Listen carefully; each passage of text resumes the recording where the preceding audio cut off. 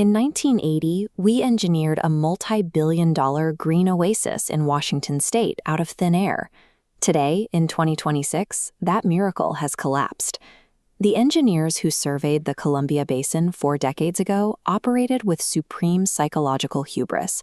They looked at this semi-arid steppe and believed they could permanently conquer nature by force. Their strategy was brute force engineering. They drove deep well turbine pumps hundreds of feet into the earth, pulling up massive volumes of artificially cheap water to fuel an exploding agricultural sector. But the policy regulating these extractions carried a fatal flaw. We treated ancient underground aquifers like checking accounts with infinite overdraft protection, failing to price in the true cost of depletion. The ecological check written in 1980 has finally cleared. In eastern Washington right now, the bank is completely empty. In the Yakima Basin, the state has been forced to declare a drought emergency for the 4th consecutive year. This chart reveals why. We're seeing the impact of a snow drought. Warm winter rains failed to build the mountain snowpack, leaving it flatlined at barely a third of its historical average. The economic collateral damage followed immediately. By May, junior water rights holders saw their legal entitlements slashed to 44%. The reservoirs simply cannot hold enough water to sustain a full season. If the surface reservoirs are failing and the sky isn't snowing, why are massive industrial pumps still extracting water at breakneck speeds? This geological cross-section of the Odessa Aquifer shows the problem. This fossil water was deposited 10,000 years ago.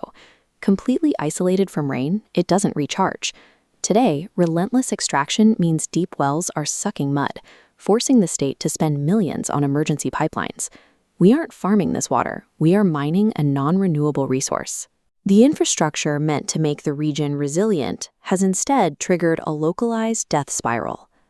To understand why this extraction continues, we have to look past the weather. It's a global supply chain heist, centered on the concept of virtual water. When we export high water demand crops like apples, we are secretly loading billions of cubic meters of domestic groundwater onto international cargo ships. Foreign markets bypass their own arid climates by purchasing American land to grow crops like alfalfa. Through this arbitrage, they secure cheap American water at the cost of Washington's long-term survival.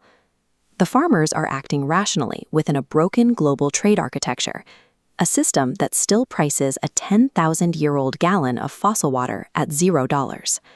By purchasing these water-intensive exports, foreign markets are effectively outsourcing their own regional droughts to the American West. Washington state is one domino in a failing global chain. This map visualizes 2026 data from Chatham House. It shows that nearly 11% of all global groundwater depletion is driven entirely by international trade flows. We see the same pattern in Europe. Agricultural hubs like Spain's Doñana region and Italy's Po Valley relied on identical groundwater extraction for exports. Today, they face systemic ecological collapse and civil conflict over the remaining supply.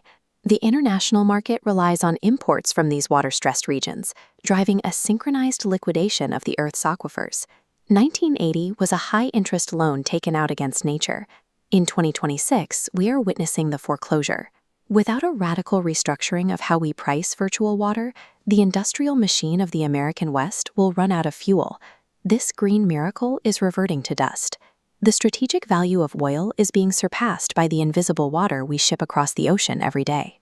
As these fossil aquifers hit bedrock, the struggle for food security is becoming the new front line of global conflict.